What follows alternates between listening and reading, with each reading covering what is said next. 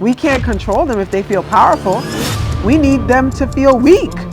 So what do we weaken them with? Sex, drugs, violence, guns, hatred, self-hatred, skin bleaching.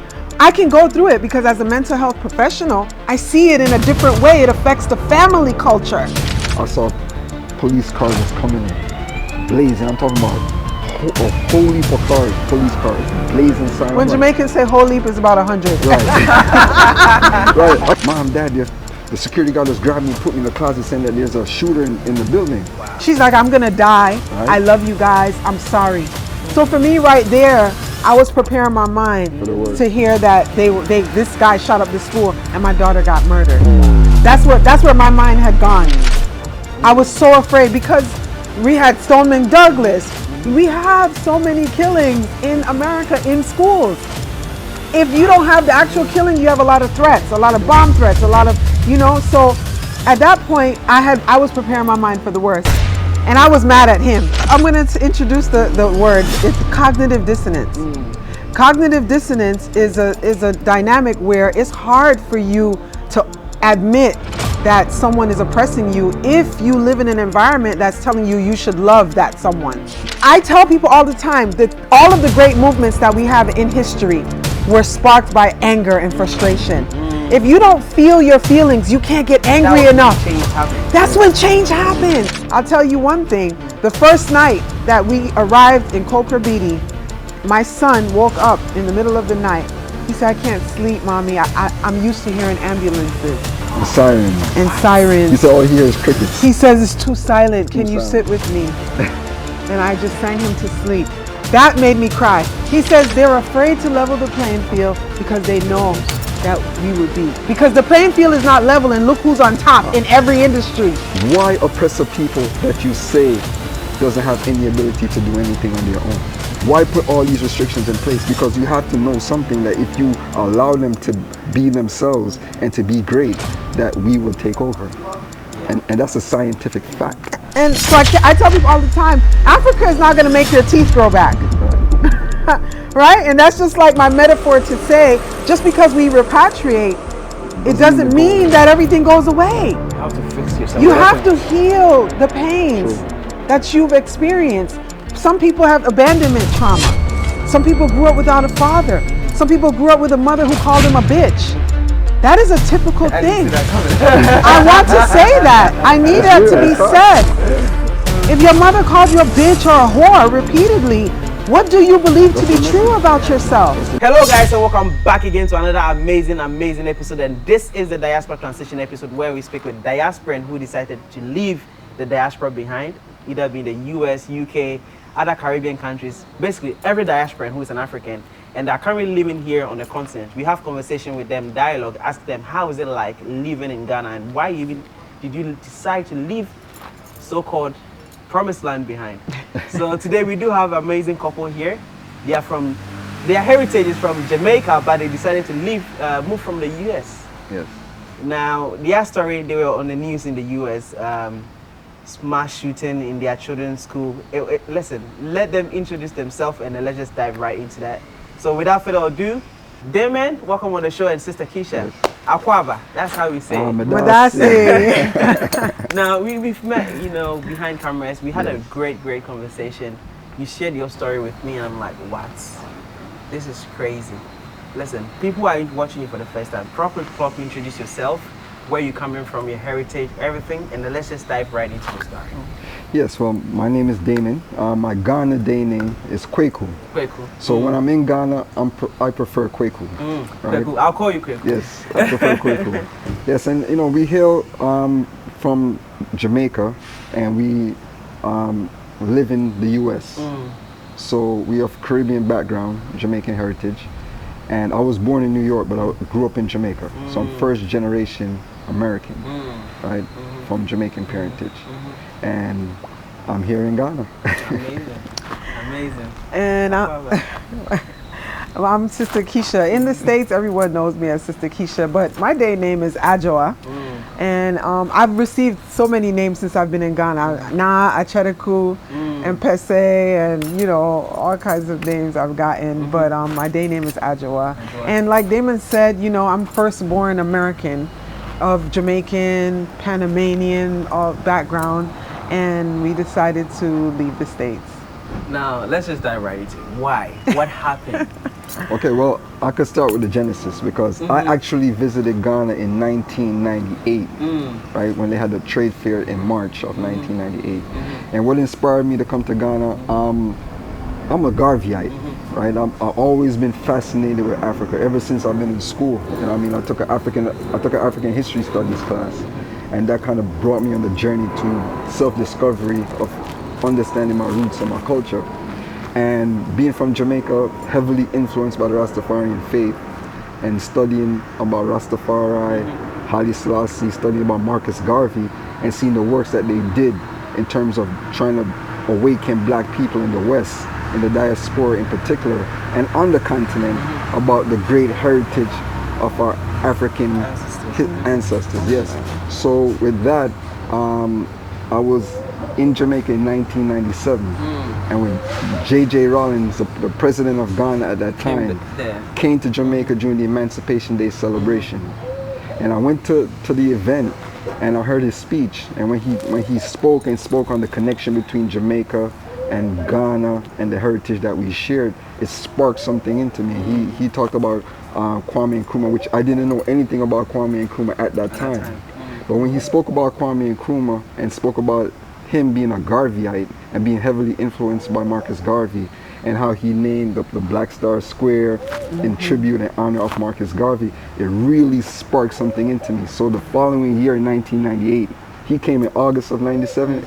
In March of 1998, I visited Ghana for the first time, and I never wanted to come back. Yeah, I told you story to someone that she said like that was when I was born. So that's a very long time ago. Long ago. Yes. Wow, this is amazing. Isn't that powerful? Wow. We were dating when we knew each other. I won't say we were dating. Yeah. We knew each other when he went, but we knew each other, and he left, and he was like, I'm gonna stay longer. He called me like from a payphone kind of like, or like collect There calls. was no cell phone. There was no cell phone. Instagram. And he's no he's type like, of I'm social gonna media. stay longer. I'm not coming. I don't know if I'm coming back. And I was like, this guy is crazy. In 1998. How does the country even look like? Listen, compared to now, yeah, it's a huge difference. Wow. Huge difference. At that time, for me, I would describe, every time somebody asks me about Ghana in particular, I say it reminds me so much of Jamaica. But at that time, it reminded me of Jamaica back in the early 70s, right? Where foreigners and businesses started to come in and started to invest. When I was actually on my flight, I was one of 5 people of color on that flight. And then this flight is like 300 seats. Yes, and we flying British Airways, and we were coming to the trade fair. So a lot of the people that was coming to the trade fair. So it was a lot of Lebanese, a lot of Indians, a lot of Pakistanis, a lot of Europeans that was traveling to the trade fair. And I was like, something is wrong. I'm like, why are people not coming home, right? And growing up in the Rastafari community, that's all we talk about. In our music, in our chants, we talk about repatriation, Bob Marley, Peter Tosh, culture, Peter Tosh, Burning Spear. All their songs of redemption, songs about black liberation, going back to Africa. We call ourselves Africans, right? We dress as Africans. Peter Tosh said, no matter where you come from, as long as you're a black man, you're an African. So that resonated with me deeply. So when I came and I saw the place, I fell in love. To me, I was like, I'm home. Because the infrastructure, the culture, everything was reminiscence of being home. So that resonated with me from that time until now. Wow, that's amazing. I have a different, my story, our stories kind of converge, but they're 2 different stories. Let me hear your part though. Well, I grew up with my father in the Rastafarian faith. My father is, he grew up, grassroots, So since I knew myself, if he was here, he would say I grew her up as an African. If even today when I was taking out my clothes, I packed my first African outfit. I was like 10 years old when my father bought me that. Wow. So he really instilled, and I was talking to one of my cousins this week, And he said to me, you were meant to be there. You know, my father's name was Aya. And he had an African name. When I came here and found out it was in a Dinka symbol, Aya, I was like, and I had an uncle who lived here in Ghana and had a business. Really? Africa Home. Big up Uncle John. You know, and so every year when we celebrated Kwanzaa, my uncle had all of the gifts, all of the artifacts that he brought from Ghana. Kente, everything. He dressed in all of the clothing, you know, like a Ghana man. And I said, I want to be, you know, when I was 10 years old, my dad was planning a trip for he and I to come to Ghana. And his mother died. Oh no. And the trip got canceled, never came. Wow. And then he moved to Alaska from New York, and I was Jamaica from New York to Alaska, and then I was in Florida with my mother, so it never happened. And 30 years later, it was 10 when he and I were supposed to go with my dad. 30 years later, for my 40th birthday, Damon gifted me a trip to Ghana. Wow. 30 years. Well, now, let's go back a little bit, because you made mention that you guys knew each other in the early stages in 1998 before he did. Yeah. How was that conversation like? Well, we went to high school together. Right. Okay. Right. We went to high school together, but the conversation was like this. When we became a couple, I never forget. We went to the store. We bought a three ring white binder. What is that? That's like it's like a notebook that you can open up. It has 3 rings, 1, 2, 3, You can punch the and holes you and open it up. and And if your finger is stuck, it hurts. Oh, it hurts. Okay. This was when the internet was like, you gotta wait. You know the sound. You don't know about that. Yeah, AOL was the only thing, right? AOL was the only thing. We went to the library and we printed out, because he had gone to Ghana. What we did was we decided to start to envision our lives in Ghana. Right. So we went to the library. This was before The Secret, the book The Secret, and vision boarding and all of that. Before that even became popular. We went to the library and we printed out, we Google searched and printed out pictures of land in Ghana, the Ghana flag, things happening. This was like in 99. Wow. 2000. This was in 2000. We were visioning ourselves. We printed out pictures. We would cut out pictures of ourselves in the landscape. And then we went to Home Depot and we bought an architecture book. We didn't have the money for the book. We were like counting our coins, because those architecture books are pretty expensive. They're like $30. We were like, what is in that book? Blueprint of different houses. Right. And so we were in the vision of us. We were talking about building a home and creating a space for us to build a foundation for a family. And we didn't have children together yet. At that point, right? So Home Depot is a store that they sell all type of hardware, building materials. Yes. So so they have a section where you could buy a book that contains different blueprints of homes. Wow. So we bought one. It was almost like $12. It was like right, and we didn't even have the money at the time. We like, you know what, we're gonna buy this because we saw. You see the vision. We saw the vision. We bought the book, and then we were going through the books and we looking at homes, looking at architectural blueprints, and we started cutting out.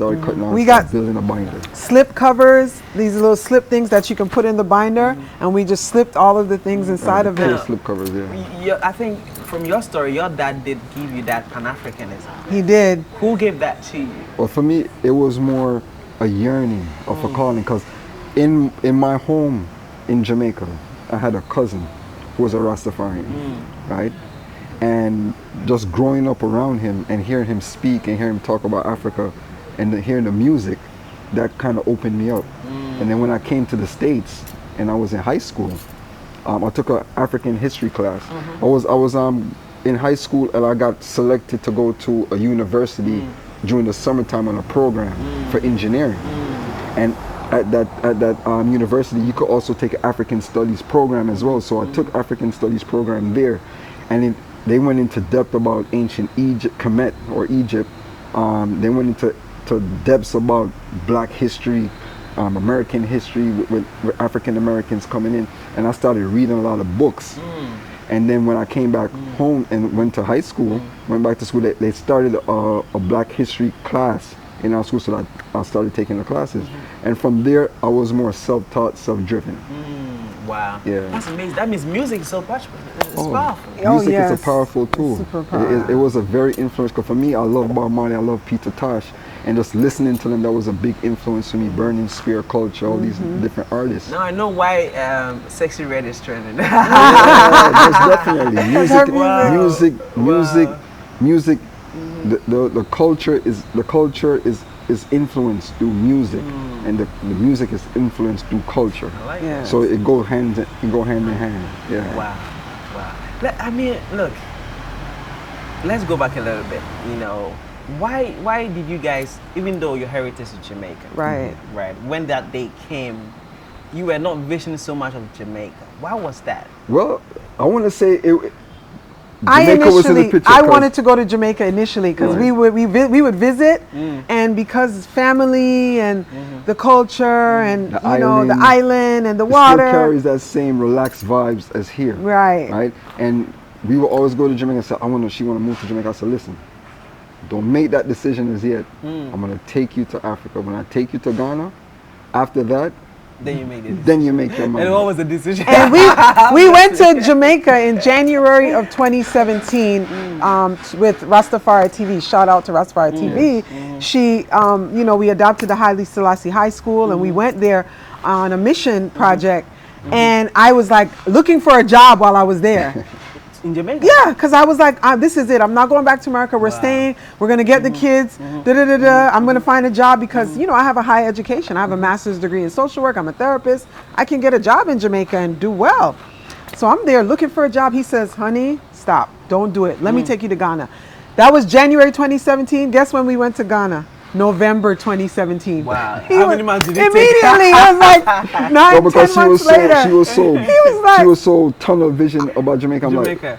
He's like, I'm going to steer her off. I got to shift the ship. Well, You won that one. Did he win, boy? Did he I had win? to shift the ship because I already know because I've been here, right? And being here, I'm like, I keep on saying to her, if you love Jamaica, you want to Love love Ghana. Because the similarities. And he knows that I love being an African woman. I love identifying because of the way that I was raised. I never saw myself any other way. People grow up in an environment like the U.S. and crumble and feel shy to even associate to Africa. Yes. I've had people say, I'm not, they are black, Yeah. and Oh, you tell yeah. them you are African. It's like, say, I ain't African? They were like, I ain't African. I ain't no African. Yeah, and to me, Or Jamaicans, me, I'm not African. and in America they refer to Black Americans as African Americans. That was a term that was coined in the early 70s from I think it was actually Jesse Jackson that actually got that terminology coined for us to start calling ourselves African Americans instead of Black Americans, because the word black was kind of a derogatory word at the time. You know what I mean? So I think for pride in the 70s, you had a movement, or the 60s. Afro, in the 60s and the 70s, you had a movement in America with a Black Power movement, the Black Panthers, and this. So there was a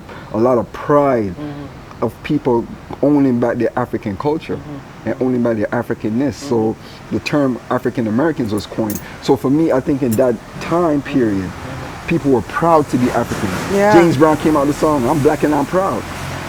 Right? So people started to see themselves and started to be self-aware, and then it kind of shifted as the generation progressed. I think they caught up to that, and I think they shifted within the culture. It did. Within Like the you said, because the music, music was very fashion. influential. Oh, yeah. The music was very influential at that time. And I think once they got a hold of what the music and the power of the music, the powers that be started to shift that dynamic. Well, we had hip hop. Hip hop tried, because in the 90s we had Queen Latifah.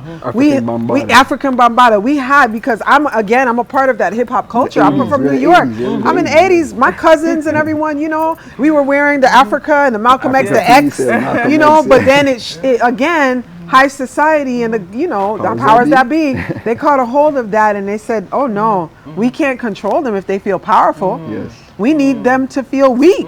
Right. So what do we weaken them with? Sex, drugs, violence, guns, hatred, self-hatred, skin bleaching. I can go through it because as a mental health professional, I see it in a different way. It affects the family culture. It affects the family structure. When I came to Ghana and I saw how connected families are, we come from families in America where they don't speak to each other. They don't, you know. The unity, the community is not there. The community is not there. No one is preserving. When there's a breakdown, we don't have eldership. We don't have that. And when I came here and I saw that, after that trip in 2017, and I said, okay, no Jamaica.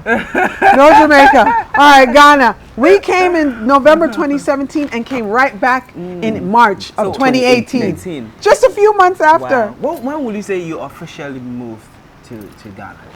Oh, wow.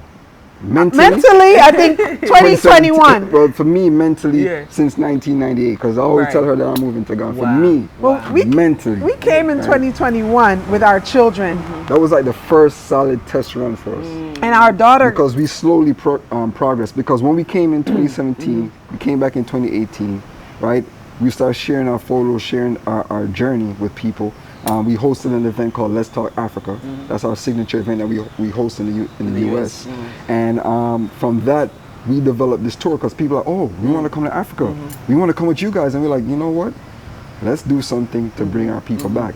So what's the name of the tour again? Well, our company is called Akoma Healing Arts. Akoma Healing Arts. Okay. And I have on the shirt. So this is our tour that we started in 2019 during the year of return. So everything was kind of significant for us in that symbolism. When the year of return came, it was like, okay, this is the 400-year anniversary of the first slave ship coming from Jamestown, Ghana to Jamestown, West Virginia in 1619. So for us, it was a monumental moment in time. So when we formulated that and we brought our first tour group, we was like, listen, this is a way for us to bridge the gap between the diaspora and our brothers and sisters on the continent.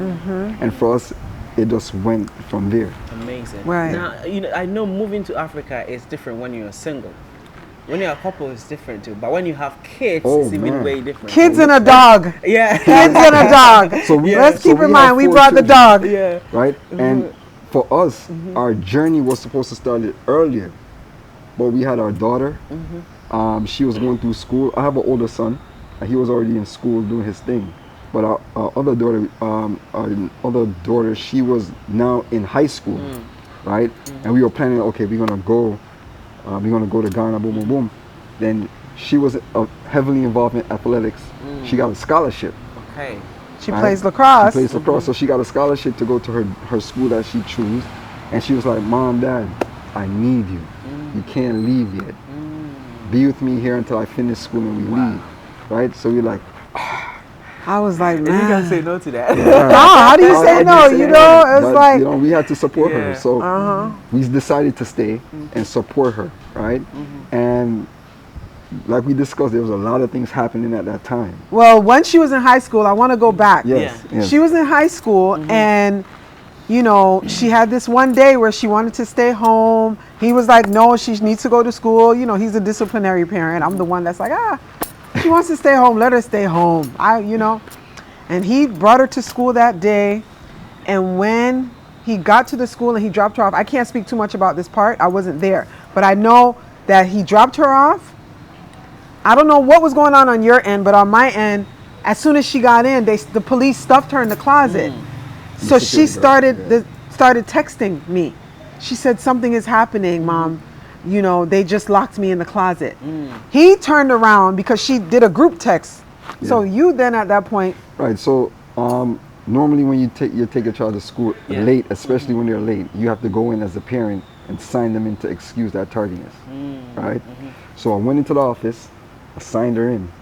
Immediately as I exited the building, heading to the park, going through the parking lot to my vehicle, I saw police cars just coming in, blazing. I'm talking about a whole heap of cars, police cars, blazing signs. When Jamaicans say whole heap, is about 100. Right. Right. I can't even put a number to it. I can't even when Jamaicans say whole heap, you can't put a number. It's a whole heap. A whole heap. Right. So I'm like, what the hell is going on? It's not funny now. So now it's funny now. It wasn't funny then. So I started running back to the office. Doors were locked. Right. Then I got the group text saying that, hey, Mom, Dad, the security guard just grabbed me and put me in the closet saying that there's a shooter in the building. She's like, I'm gonna die. I love you guys. I'm sorry. Wow. So and that text came through to you. That text came. How did you react to that? I know you were in the moment there, but how did you react? Because he's there at the school, I'm there at home. I immediately started to pray, and I called my godmother. You know, I called my godmother and my two godmothers, and they just started praying. They just started praying, and they were like, just relax. And I was just screaming because of the television and the news, you can't differentiate if it's really going to happen from if it's not. So for me right there, I was preparing my mind to hear that this guy shot up the school and my daughter got murdered. Wow. That's where my mind had gone. I was so afraid because we had Stoneman Douglas. We have so many killings in America in schools. If you don't have the actual killing, you have a lot of threats, a lot of bomb threats, a lot of, so at that point I was preparing my mind for the worst. And I was mad at him. I mean, it was the way I was mad at him, it was not good. Cuz my daughter is very spiritually intuitive. And when she woke up and said she didn't want to go to school, I didn't know why, but I was okay. Because if she says she doesn't want to do something, there's something. She felt that. She felt something, But he still has to be a dad. After the fact, I wasn't mad anymore because I realized he's a disciplinary and I get it. He's being a dad. And we balance each other out, and I'm thankful. But in the moment, ooh, coffee. Wow. So how because I think you made mention that they stopped you from going to the premises. Yes, because what was the reason? Okay, so normally when the school is on lockdown, nobody could enter or exit the building. Because they're trying to catch the killer. Because they're locking everything down, so nobody could come in, nobody could come out. So whatever is going on within the facility of the school, they could control it, right? The only people that could enter was the police officers. Okay. Right? Okay. So I tried to go back in. Like she's saying now, I'm feeling immensely horrible about what's going on because I'm like, listen, I just took my daughter to school and she didn't want to come, and now I put her in harm's way. Right, and I'm powerless because there's nothing I could do. I couldn't I tried to jump the fence. I tried to find a way to go in. The school was on total lockdown. And when I was talking to you, I remember there were like loads of parents. Yeah, because I was the first out one. there because their kids are. He was the first one. Remember, he went late. So I was the first one there, and then droves of cars coming in, parents just coming from all over, leaving work, coming in, and we were like all out there just frantic. And I can hear them in the background because I'm on the phone with him now, and they're like, I'm taking my child out of this school. I'm gonna, I'm not keeping them in this school anymore. Da da da da da. And then from that incident, we actually started to homeschool not one, not two, but all three of the children. Wow. I just was like, it's a horrible experience, and you wouldn't like to relive that. No, not at all. It's very traumatic. It's very traumatic. Thankfully, they caught this person, and they stopped it before he actually started to killing people. Everyone. There's still more cases of successful shootings like that. Of course. And very funny, when we were having a discussion behind cameras, at that moment, there was still mass shooting happening in the US. When did we meet? Not yesterday, the day before. The day before that. So the day before yesterday, we were talking, and while we were talking, there was an active shooter killing people in Maine. He went to 3 locations. Not 1, not 2, but 3. A bowling alley where there's children. He went to a children's event. Now, the passion for Africa is a thing. But then what can actually push you to be like, listen, I'm down with America? Did that kind of influence you guys in any way, shape, or form? Absolutely. We had many different instances over the years that kind of overspilled into this final decision that we have to leave. Yeah. Wow. Right? And it was always with systematic. Systematic stuff. It was always a systematic situation. That happened. Our daughter, the oldest daughter, when she was in middle school, not high school, she had a school dance. I went to volunteer. I told them my husband is coming because we're trying to get the hours. Because if you don't get the hours, then you got to pay the money. So we're trying to double up on the hours. Wow. He comes, he picks her up, he drops her off. They know, they've seen him. Yeah. He gets to the school, he calls me. I'm inside setting up, helping them out, getting my hours. He pulls up and he calls me. He says, honey, they won't let me in. I said, what do you mean they won't let you in? What? They won't let him into the school. They won't let me into the school? What? Well, I get outside. Apparently, what the reasoning was is that there was I don't know if she was a teacher. I think she was an administrator at the school, right? She was saying that she can't let me in because I'm not on the list, but I'm like, We're like, what list? There's no list. There's no list. How do you verify who a parent is? You go into the database? And mind you, while this is going on, I'm being stopped at the gate. You have parents coming in and out without being asked who they are. So I'm like, how come these? Is this influenced by? Is it the way they were racial profiling? Yes, racial profiling, because all the people that's coming in and out. Because we lived in a predominantly white neighborhood, right? Wow. So a lot of the people that goes to the school, you know, the minority is melanated people. The majority is European. Wow. So in me coming and trying to come into the school, she stopped me and was giving me a really hard time, right? Entering school, and then at this time, in particular, there was this whole terrorist thing going on with the Taliban and all this. Turban. So you having a turban on. Right. She was terrified. So she was terrified. Okay. So she was terrified. She thought I was Al Qaeda. Wow. You should have seen her face when I came out to, because I'm thinking. Special, Oh yes, she was a non-melanated woman. Yeah. When I came out, because I'm thinking, let me just walk out and rectify. Because when he called, because I'm the one who set up the volunteering, I said, oh, maybe they're making a mistake. Let me step out. When I got out there, and I said to her, can you let him in? And she started, you're not. And she started with this body language. She said, you're not going to make me feel bad about protecting our school. Yeah.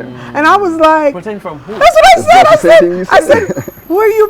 But here's the issue. There were two things that worked for us that they didn't know. They just thought we were a regular couple, family.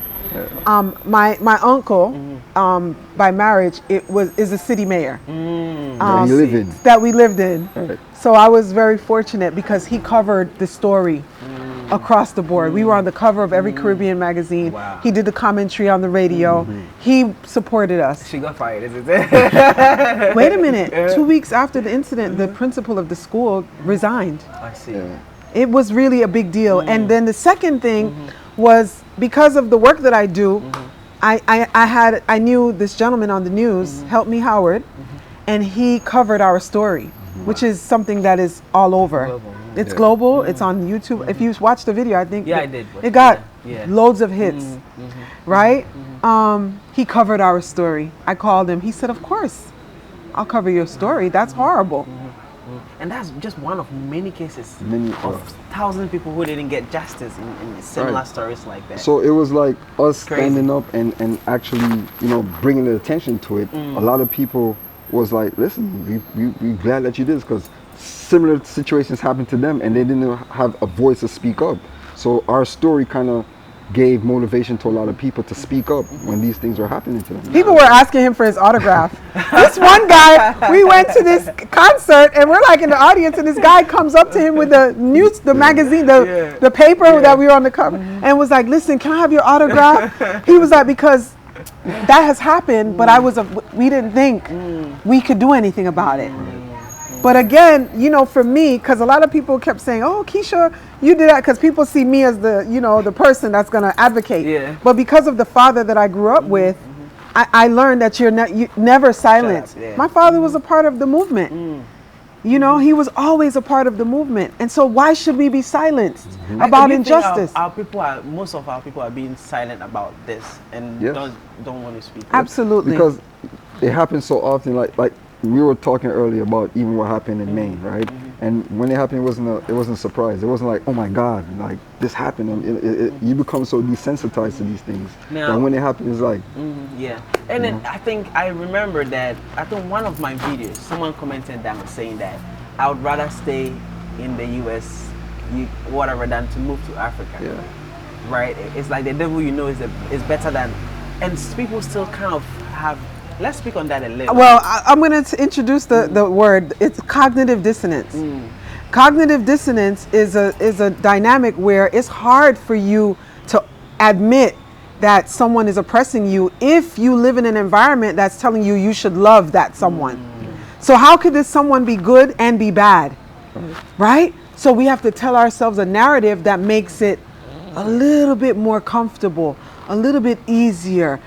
Another terminology in psychology is gaslighting, right? Well, gaslighting, because gaslighting it changes your reality. Oh, you're too sensitive. What's your problem? Relax. That it's not what you think. So now you start to think that you're in your mind, something is wrong with how you're thinking. I tell people all the time that all of the great movements that we have in history were sparked by anger and frustration. If you don't feel your feelings, you can't get angry enough. Change happens. That's when change happens. If you don't feel your feelings, you cannot get angry enough to do something about it. We want to feel, but we are, listen to me, we're suppressed by preservatives in our foods. We're suppressed by constant media, television, online scrolling. We're doing things to numb and, like he said, desensitize ourselves. So how are you supposed to feel your feelings? You know when you feel your feelings? By surprise, by a trigger, by a drop, and then it comes and it goes, and then you go back It's a cycle. to whatever you use to ease the discomfort. And for me, another terminology in psychology that we find our people in is the Stockholm Syndrome. Yes. Right? Yes. We actually forgive and protect them Yes. and their behavior. Yes, we do. Right? So people, when they think about Africa, the narrative and the propaganda machine that paint Africa in this light and this picture, you rather stay in this oppression than to go somewhere where you have a seat at the table, where you feel welcome, where you feel you see yourself, right? To help to build. Yeah. But you rather stay because you have the illusion of inclusion. Exactly. There's not enough information of truth about what Africa is really about. Exactly. And what they will get when they come here. Right. So Yeah. the work that you do, the work that we see other influencers on the continent does, I think that's more opening eyes for people to see Africa in a different light. Slow but sure. Yes, you're doing it. You're Now, doing it. let's just speak on Ghana a little bit. You moved there with your 3 kids. 2, I saw 2 with you. Yes, 2, One yes. is still in college. Oh, one is still in college, Right. yes. How has it been? How many years now living in Ghana? Well, listen, we recently moved, but we've been traveling back and forth Yeah. since 2017, slowly building ourselves, adjusting, assimilating with the children. We did our first major test run, if you want to call it, in 2021, right after the pandemic it wasn't the height of the pandemic, because in 2020 there was no flying. As soon as they gave the leeway for us to fly, We jumped on the we flight. jumped on the first flight. We here. We And were here for like almost 2 months. 2 months. Right? So the we- college daughter came Right. at the time. She Right. wasn't in Visit. college. To visit, Well, she right. wasn't in college yet, so Right. she came. She was- we yeah. all came as a Together. family. Yeah. How has it been like, like living? I mean, you've been here some time. Right. Right. How is it like? But Let's speak on that. I want to say in 2021, we were in Kokrobiti. Oh, the water. Things are not the same. The lights go out more in Kokrobiti, and then the water, we have to catch, a lot of water so in case the water's not Run out, running. yeah. So my children, let me tell you, they were not, they were not happy about it. Yes! No. Oh my God! It was not happening. I was They were- boiling water so they could take warm baths because they were just like, but I'll tell you one thing. The first night that we arrived in Kokrobiti, my son woke up in the middle of the night. He said, I can't sleep, Mommy. I'm used to hearing ambulances And sirens. and sirens. He said all he hears is crickets. He says it's too silent. Too Can you silent. sit with me? And I just sang him to sleep. That made me cry. I cried. So the water was I didn't know how to react to that. I cried. Wow. I cried because our son is autistic. Okay. So he feels, sees, hears what most people Differently, don't. right, right. He goes deep. And when he said that, I knew that he was at peace. That he was feeling something that his soul needed. Now, People are complaining about the crickets. I love Listen, hearing them. in America, we wouldn't allow them to go outside and be outside by themselves, let alone go to a store. When he was in Kokrobiti, he went to every shop in the neighborhood. He doesn't want, we said, go get some plantain. Go Every get some morning. bread. And you're home and not worried about anything. Not Nothing. worried. And then the next day after he goes to the shop, I go with him to the shop, and all of the women in the neighborhood with the vendors, they would say, Rasta boy, Rasta boy, he has dreadlocks. you bring your mom, Rasta boy. And in America, they said, is he a girl? Look at this here. Now you made mention. Let's speak on that if you don't mind about how he was treated even in his school Oh, to the point where it really got to him. If you don't mind. Oh speaking no, on we that. don't mind. It's just reminding me of like I'm getting emotional because all of these things are just a reminder of like why we had to leave, why we had to leave. Because even since we've been here, he has been so at peace. so happy. And when we were in America, it was, if the systems weren't oppressing him, we were also a part of it, because it's like, if we go somewhere, we're like, don't do that, don't touch that, don't sit right there, don't do this, don't do that, because we ourselves are also affected by the system. So when he was in school, when he was in school, I mean, being autistic, and at the time we didn't get him diagnosed, so we didn't know at that time. We didn't know at that time, right? So he very smart, right? So he'll be in class, he'll finish his work, and there's nothing to stimulate him. So he'll start talking. He's a little talkative, and being in the chair, he doesn't have any filter. It's black or white. There's no gray area for him. So if he sees something, he's going to speak on it honestly and how he feels, right? And I say he's a 40-year-old trapped in a 13-year-old body, and he'll sit with you and he'll talk to you, and you'll be so like amazed about the words and how he conversates and how he talks about things and his viewpoint of the world, that you be like, wow, coming from a 13-year-old, that's like impressive. And how did they school and handle that? Now, not well. For us, because of his complexion, because of his locks, right, the profiling of him already, that he's a troublemaker. So there was a situation that happened with him in school where there's a teacher, right, that was in the school. She was an old teacher. She'd been there probably for 30 years, right? She dyed her hair purple, and then she came back the next day and dyed her eyebrows purple. Can I say her name? Right? Miss Linza, I hope you're watching. Nasty Miss Linza. I hope you watch. Right? So he said, why would you do something like that to yourself?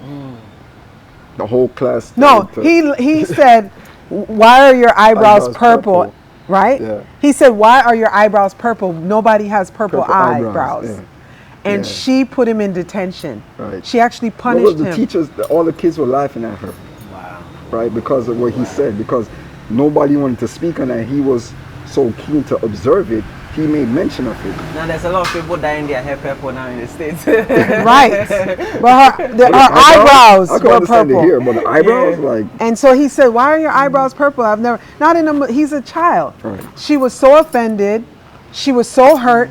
It was a teachable moment. She could have said, well, just like you dye your hair, you can dye your eyebrows and other parts of your body. You can be creative. And she got offended. When she called me, I said it to her. I said, Miss Lindsay, you could have made that a teachable moment. You didn't have to punish him. That didn't warrant. Anyways, all the incidences that were happening, we decided to get him tested on our own privately with a psychologist, because we said, we need to support him. Something is going on. Right. And we had a wonderful psychologist who tested him. His IQ was 140, which is above average, high IQ. And then he was also on the spectrum with autism. So he's what they call twice exceptional. So he's on the autism spectrum with high intellect. The problem with that is when a non-melanated child does what he was doing, they say, oh, Tommy, do you need a break? What's happening? They have the patience and the tolerance. And we have a system in America, you all don't know about this, in Ghana. It's called the school to prison pipeline. Yes. Elaborate on that. The school to prison pipeline, and I was a school social worker for many years, so I'm very familiar. It's actually, it's non-documented ruling. Yeah. So they all agree, but it's not on paper. Right. That we need a certain amount of people in prison. And the only way they can get through prison is if we streamline them through the school system. So we know that in America we have these amendments. The only way you can become a slave again is through what? The 13th Amendment. The 13th Amendment. Now there was a documentary that was created, I think Ava DuVernay did it. Called the 13th Amendment. Called the 13th. The 13th, yeah. And she explains, so if you're watching, anyone who's watching, watch YouTube 13th. it, The only way you can become a slave again is through Incarceration. through incarceration. Yes. That's the only way you can become a slave again. That's You the lose only thing that kept slavery on the books legally. is incarceration. Prison. So what the system did, And they there's a lot created. of our people in prison. Well, Of course, here's the to the prison school system, to prison pipeline and why melanated children. So in the state of Florida where we were living, They build prisons, because prisons are private institutions, Right. and they build bed cots based on testing, test scores. So they predict that if you fail this standardized test, the likelihood of you being in prison is very high. Right. So they're investing in what they're hoping will fail. Right. for failure. And systematically, they target the school system and poor communities as well by giving less resources in certain underprivileged areas. So that creates that environment and streamline that system, because like she said, prison became a private institution.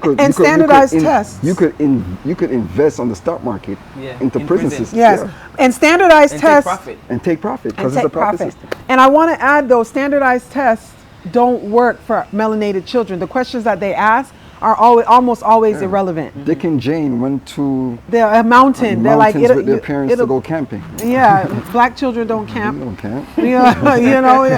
So the questions. So we understand that this system is actually designed Yes.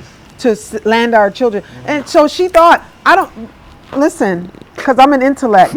So when all of this was happening, even though I took my son out of the school, his test scores and everything, I contacted the principal, the teacher, everyone. I said, all that time my child was on the spectrum and you all failed him. You know what the principal responded and said? We thought it was discipline. Yeah, we thought it was behavioral. We thought it was behavioral, not intellect. Not intellect. And we were like, how come? You look at his academic records, it's astonishing. Yeah, always above average. Always above average. So why didn't you look into it? And you're trained. But if it was a Caucasian, it's different. Oh gosh, course. come Why do on. you think we have so much attacks and all this on our people back to back, not only there in the States, everywhere on the planet? Yeah, Why is it is. that? In For your me own personally, opinion? in my own opinion, Yeah. okay. Don't come for me, y'all. In my own humble opinion, right? They know who we are. We don't know who we are. Point blank. Right? They studied us. They studied us. They took all our books. They burnt all our libraries. They destroyed anything that's relevant for us. They took our culture, and I think what they are good at is branding. They repackage everything Deceive. and they put it back. Deception. That's why they didn't create anything, but they do own Everything. everything, Almost right? And the thing what I think that they created was the patent office. They made sure they put a patent on everything that we created. And if you look into studies of African history, African American history in particular, there's a book called Blacks in Science, or Africa's Gift to America, Oh, Africa's and Black Gift to America. Inventors, where they talk about all these black inventors and all their patents that were stolen from them. that was stolen from them, right? So we see that there's something that they know that we don't know because of our history and heritage that was taken away from us. Well, you know what my father would say, if he was here, Aya, he would say, why won't they just level the playing Yeah. field? He says they're afraid to level the playing field because they know lose. that we would be. Because the playing field is not level, and look who's on top in every industry. Right. And when they do give us an inch, we take a yard. Because, like she's saying, if they level the playing field, and I think when you look at the civil rights era in America, right, that was us fighting for level. We don't need any handouts. We don't need any special leverage or special, like she said, this level, because we're smarter, we're stronger than them. And like I said, they know that. So why put this systematic oppression in place if you think that, and I think Dr. Frances Cress Wilson, she said it best. Why oppress a people that you say doesn't have any ability to do anything on their own? Why put all these restrictions in place? Because you have to know something, that if you allow them to be themselves and to be great, that we will take over. Yeah. And that's a scientific fact. and I also feel like they're, because of their makeup, and because remember, everywhere they've gone, they've destroyed. Right? That's a genetic deficiency, if you ask me. That's not a scientific proof, but in my mind, you know, behavior changes DNA because of epigenetics. Yeah. Over time, everywhere they've colonized and destroyed. So they think that's what we're gonna do. Right. But we're spiritual people. We're not gonna lash back. In America, when that white man went into that church in South Carolina, wherever he was, and killed all those people, you know what we did the next day? We said, let us pray. But not only that. We don't retaliate. Not only We're that. not coming for anyone. We want peace. We want our fruits. We want our son. We want food. We want laughter. We want joy. We're not coming for anyone. And I think that was a prime example. Maybe we should go for that. Look, I didn't say it. I think that was a prime example of what our ancestors faced, right? Nat Turner. We're loving and we're welcoming. So a stranger coming to your church, that's non-melanated. You invite him in, you have a prayer, and he turns around and did what he did. Now, go back. Colonizers came to the continent. We invite them in because we are inviting, we're loving, right? Yes, we are. And like Jomo Kenyatta said, they tell us to go ahead and pray. And when we close our eye and pray, we woke up with the Bible and they woke up with the land. Yeah. And the gold. And they are flooding in more than our own people are flooding in. Of course. And we suffer to convince our people to move down here. Of course. Since I've been here, because my daughter, you know, she's in programs already and doing things. The people that are enjoying these experiences here, they don't look like us. How do we change that?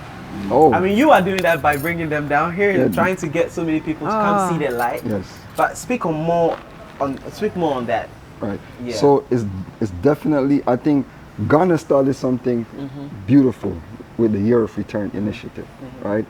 They could do more, right? They could really transcend that movement into something great. So in my humble opinion, I think it could have been, they could have pivoted differently in terms of when they started that program. They started the Year of Return and they went to Beyond the Return. Right? Your ideas. Right. So for me, if they open up the country more, we shouldn't have to get a visa to come into the country. As African Americans, Africans in the diaspora, we shouldn't have a visa to enter into Ghana. We were taken from this continent. We shouldn't have to go through that process to come back home. Right? Similar situation, I went to Cape Coast and we went into the slave dungeons and they were charging me money to come into the slave dungeons like a tourist. I'm like, I'm not a tourist. I'm coming here to mourn my ancestors being taken in these dungeons. Why are you charging me? Right? So for me, I think there's more to be done. For us, our small part in the work of Pan-Africanism is by starting our tour group. And for us, it's a more cultural and spiritual tour in terms of bridging the gap between the diaspora and the continent. And through that, having people come and experience, and through that experience, realizing that there's a connection between us.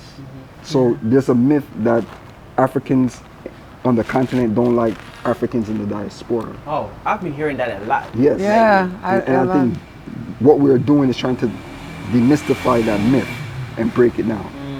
And I mean, but where that myth is coming from, it's also where was that created? You know what I mean? We come here, when I say Madasi, people will laugh. They're not laughing at me. They chuckle at the idea of someone, trying to speak in tree. I can't take that. I love when I say, I have to learn, teach me, only talk to me in tree. And then we talk and, and I love it. Right, I love it. And for me as well, even on the continent itself, colonization was a big thing here. Yeah. Right? So when I come here and I speak to a Ghanaian and I ask them their name, they'll tell me their English name. I say, I don't want to know your English name. I want to know your Ghanaian name. You have to own back yourself, because I think the British and all these different colonizers that was here. Back in high school, if you do have a too much of a Ghanaian name, which is a typical hard to pronounce, you're being laughed at and teased at. Oh no. And mostly the ones who have been teased the most are the Voltarians, because their names are very hard to pronounce. Oh man. And they'll make fun of you. So then you always want to associate yourself with English names. Yeah. And in America too. Let's speak on mental slavery a little bit Oh. before we end this conversation. What's your opinion on mental slavery, not among the black community in the diaspora, but on the continent here? Oh, wow. Well, I want to say that the skin bleaching is so much more now than in the past. Even since I've been in 2021, it looks like there's a new system because because they see the actresses bleaching themselves. Oh my Who inspires goodness. them, they want to do the same thing. But if you are, even do that like that, right? yeah, if your image of God is not one that looks like yourself, then of course you're going to want to liken the image of who you believe your God is. And we all know that Caesar Borgia, or whoever this man is that we have as of Jesus, that is being depicted, this European blonde hair, blue eye, So that's where it started. Yes. That's where it started. And we still have some statues around that look like that. Right. Now, nobody should come for me, I'm just saying. Yes, and that's facts. Facts. Now, one thing that I think, Diallo Sambre said that a lot of our people are moving back with trauma. Now, you've been a therapist. I really want you to be able to speak on that a little bit. Try to, Yes. Okay, so what I want to say, even for myself, because we're all healing something. If you come here, it's so important to pay attention to the emotional breakdowns that you've experienced. When we have emotions that are unresolved, they manifest in other ways of our lives. We have fears, we have anxiety, we project onto people things we believe about ourselves. So if you have low self-worth and you think somebody doesn't like you, it's not true. You don't like you, right? And so coming into a space where there's so much freedom and so much love and so much, you won't even experience that if you have that emotional trauma still weighing you down. So we're not just talking about the trauma of white supremacy. We're talking about the trauma that affects our family cultures that was impacted by white supremacy, right? Because we have single motherhood. We have mothers who are, talk down or mistreat daughters, who mistreat their sons, who don't embrace because of difference of values. We're coming from those things. If we do not heal them, wherever you go, there you are. Wherever you go, there you will meet yourself, no matter where you are in the world. So I tell people all the time, Africa is not going to make your teeth grow back. Right? And that's just like my metaphor to say, just because we repatriate, it doesn't mean that everything goes away. You have to fix yourself. You have to heal the pains that you've experienced. Some people have abandonment trauma. Some people grew up without a father. Some people grew up with a mother who called them a bitch. That is a typical I didn't see thing. that coming. I want to say that. I need that to be said. If your mother called you a bitch or a whore repeatedly, what do you believe to be true about yourself? What's the message? Yeah. And if you don't heal that, it only transfers in other areas of your life. Right. So I operate a mental health concierge where I do virtual sessions, transformative healing sessions, and I've been doing that for many years. Right. And we also do healing racial traumas talks. We hosted an event where we talked about the effects of slavery, which is, we call it PTSD, post-traumatic slave disorder, right? Which was coined by Dr. Joy DeGruy, right? That's right. And when she spoke on it, I really identified that trauma as well. And what you spoke about in colonization, for me, the history of slavery that happened in the West was very traumatic, right? But to me, I think it's easy when you could take someone and transplant them from one place to the other, mistreat them, miseducate them, take away their names and their culture, that's one thing. But to be here on the continent, in your home, in your yard, and to colonize you here, to me, that was more detrimental. Because when they took away, the greatest resource of any nation is its people. So when that gap, it was a vacuum. When the young, between the ages of 13 to 30 or 40 was taken away from the continent, that's like a brain drain, right? So that's why Africa The human capital is gone. is gone. So where are the farmers? Where are the architects? Where are the builders? Where are they? They're here building up other societies, their societies, while this society lagged in struggle. And then they saw the riches of this land and started to drain all the resources. So that's why Africa is being the richest nation in terms of resources, being one of the so much poorest poverty nation in the world. There's something wrong with that. And that's why when we see all these situations happening in West Africa and all these countries standing up and start to own their power, now everybody has an issue with that. They're tired. They're tired. But Bob Marley said, we build your penitentiaries and your schools. Send their best advice to people who are willing to embark on a journey Oh, 3 advice. to Africa. You can share that among yourself. The 3 best advice? Yes. You want to give 1, 3, or she gives? Oh, go ahead. Go ahead. 1, 2. For me, in your life, like in Islam, right? They have to make a journey to Mecca once in their life. I say, every melanated person in the diaspora, I don't care where you are in the diaspora, make that journey one time. One time. Just put your foot on the land. Touch the land, right? That's to me, that's one of the key things, right? Because I think once you lock in and you plant your feet on the ground, this rush fills you up. You know, it's something familiar that comes over you, right? And the second one for me, nothing beats a made-up mind. When you make your mind up and say, this is what you're going to do, nothing could stop you, and everything that you need for that to happen comes your way through the laws of attraction. I have a number 3. Pack your patience. Pack your patience. We live in a society in America where everything is fast. And they think they're so fast and they're in control and they have power. And then we have that mindset. I know coming here, oh my gosh, everything was Wahala. Because, big Wahala, because I'm like, where's the driver? Where's the That's all because of America. You know, you got to come here and be patient. And then cool down. And cool down. You got to take a deep breath and just say, this is how it flows. In Ghana, no one is in a hurry. No one is rushing. I know we went to go register when we came in 2018. We went to go get our EIN number. We went to the place and we were trying to do so many things in that day. And we are there and we're like, okay, we need to see the supervisor because we need to go. And the supervisor's sitting there having lunch. And the man said to me, my brother, there is no hurry in life. And I was like, not in America. You would have been fired today. I got to go. I got things to do. I got to beat this traffic to get back to where I'm going. Pack your patience. You know what I mean? They said there's no hurry in life. Pack your patience. And when he said that to me, I had to take a deep breath and sit down and just wait. Yeah. Pack your patience. I've had someone who said that even though they enjoyed that, it is impeding growth and development in this nation. What is your opinion on that? I think that could be. I have a different opinion because being in America, everything is rush, hurry. There's a sense of stress. Right? Yeah. To me, I see people working, they don't seem stressed. Since I've been here, my shoulders is down.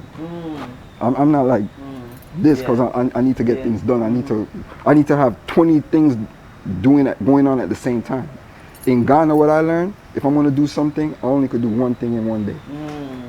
Because the drive alone to get to the one thing, if we're going to take care of this situation, I can't say I'm going to take care of this and this. I'm going to take care of this today, and I'm going to take care of that tomorrow, right? So I could enjoy the experience and be present in that moment. Well, you know what it is? No one wants to stick to anything that is ancient. But our ancient ways have been saving us for so long. Our ancient spiritual practices, our ancient thought processes, our beliefs, our proverbs. So the slowness feels ancient. Right. You know what I mean? Outdated. It feels outdated. Right. Everybody wants speed. Systems, structure, people are, and nothing is wrong with systems or structure. We are looking for in the US, going on holidays, finding quiet places, chilling. Don't go to Walmart. Whatever you do, don't go to Walmart, okay? Don't go to dollar stores. Well, I have a list of places not to go if you're going to the U.S. to relax. Because they're going to come and you don't know whose mind is off the, is struggling on that day. Whew. Yeah, this is America. Guys, don't catch me slipping up. This has been an amazing conversation. I feel like we can go on for days. Oh my God! We didn't talk about polygamy. We didn't talk. There's so much to discuss. There's so much. We might do a part 2 on this. Yes. We might do a part 2. How do people find you guys? How do people find you? Great. Okay. So Akoma Healing Arts. We're on Instagram. We're on Facebook and YouTube. Akoma Healing Arts, AKOMA, Akoma Heart. And then for me, with my mental health work, movements with an S for change. Everything movements for change. Movements for change. Everything is going to be on the screen, right? So that's easy to find and also in the description. Now, I think since you brought that up, let's speak about polygamy before you guys. Let's speak about that before you sign off. You know, I've had people. It was a non-disclosure. Someone privately told me. Of course, I'll not tell the name, but their marriage almost crumbled here in Africa because her husband kind of had a lot of male friends saying that why are you sticking with one person? Right. You can have 2, 3. This is our culture. What are you doing? So that was a thing. Let's speak on that and also the culture of African, marriage system. Right. What is let me take the lead on that one. Right. So polygamy. In the Western sense of polygamy is more centered around sex, right? Having more than one woman for sexual pleasure and sexual joy.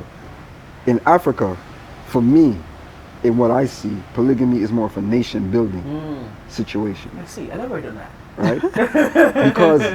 because for me, in terms of a man that has more than one wife, that has a family, his name lives on. He creates more. Like an army. He could build generational wealth through his creation of the family that he created for himself, right? Now, with the mindset of that, it's not based on sex. It's based on a tradition where we come as a community and we build upon that.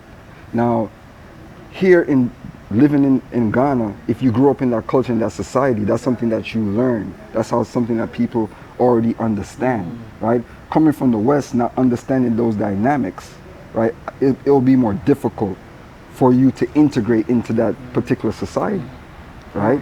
So for me, I have a different mindset when it comes to that. For me, that doesn't fit my profile, right? Because I don't think I have that understanding and the knowledge of what it takes to create that environment, right? Being that that's something that was taught against in our society in the West.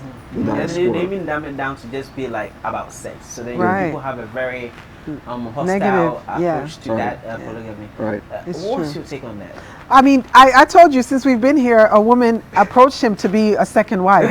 She said, "I'll be your second wife." He told me, and I was like, "Oh," and that's not the first time that's happened to us here. Many years ago, we were here, and this woman literally like approached the both of us. Wow. Yes, and so I mean, if someone approaches me, I'm not offended. I know that it's a thing. I'm you know, even our spiritual practice, polygamy is a part of it. I understand what it's about. I'm not offended, but I'm very clear that I'm not, you know, we're not an open marriage, and I'm not inviting another wife, you know. My children would have a cow. My children would be, my daughter in college, she would be devastated because they grew up, you know, in a culture where it's a nuclear family. That's what it's called, nuclear. It you know, so foreign. it would be so foreign to them. But it's something that I don't speak against. Yeah, no. Because if it fits Would you your encourage dynamic more people to start approaching polygamy, and even before they get into anything? You know, normally it's caught off guard when you don't tell your partner that this is going to be an open Right. Right. wed- That had to you be know. established from Right. the fact. Do you think you would encourage people to do that?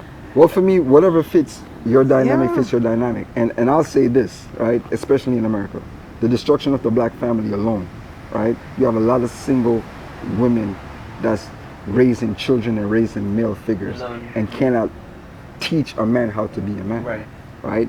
And with the prison system that's going on right now in terms of a lot of black males being put in prison, you have a lot of women that's there alone. Now they start going outside of their And I heard own. 80% of single moms, the children end up being either criminals, school shooting, and stuff Yeah. like that. All kinds of things. That's because All there's kinds no of there's things no happen. father in the home Yeah. to establish discipline. It plagues the So it's a family. plague that's It's a happening plague. in the Americas, Yeah. not just North America, in the Americas and in the diaspora. In So they general. might want to consider. No, I'm just So kidding. for me, They might wanna- so for me, I think that if it's something that could be structured and something that could be taught, it would be beneficial for our society in terms of nation building, because you have women that don't have the support. So if you have a man that has the knowledge, the understanding, the finances and resources that could take care of multiple families, I say go for it. But now, one of the things that I've seen being used a lot in the States is if you had multiple wives or You could go to baby jail. mamas and you don't pay child support, that can take you to jail. And still Well, break it's that chain. illegal. That- It's man, illegal. listen, It's again, illegal in another the States. pipeline. Yeah. Yeah, it's illegal. in Man, the we can States, go for yeah. days, to be honest. Oh, We Oh, should- listen. Guys, if you really want to have a part 2 of this conversation, leave that in the comments and then we might get it done. Guys, it's been amazing. Thank you so Thank you much. so much. Thank you, Madasi, Brother Kal- Madasi, Madasi. Papa. Right, before you go, has this journey to Africa been worth it for you guys? Oh, Oh, most yes, definitely. Through all the absolutely. trials and tribulations, it's a trade-off. You have to be okay with the trade-off, and what you're willing to trade for peace. I like that. Yeah. Thank you. Thank you, All right. Brother Kofi. Guys, Thank you. if it's your Okay, first well. time here, please don't forget to like the video, share to friends and family, comment down below, let's get the engagement going. and that my name is Hayford. So, all right, without further ado, guys, let's say bye-bye to them. All right, peace out. Bye. Peace.